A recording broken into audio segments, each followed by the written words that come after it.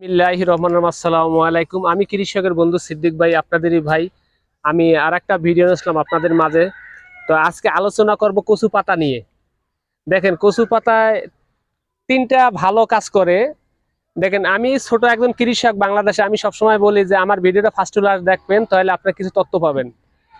আমি যেরকম আমার ক্ষেত পরিচালনা করি, অনেকে ফোন দিয়ে বলেন যে সিদ্দিক ভাই, আপনার গাছের পাতা কালো থাকে, আমার গাছের পাতা কালো থাকে না।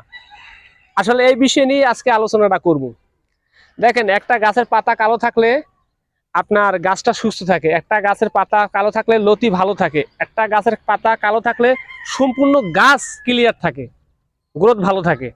তো গাছের পাতা যদি আপনার সুস্থ না থাকে তাহলে কিন্তু গাছ অসুস্থ হয়ে যায়।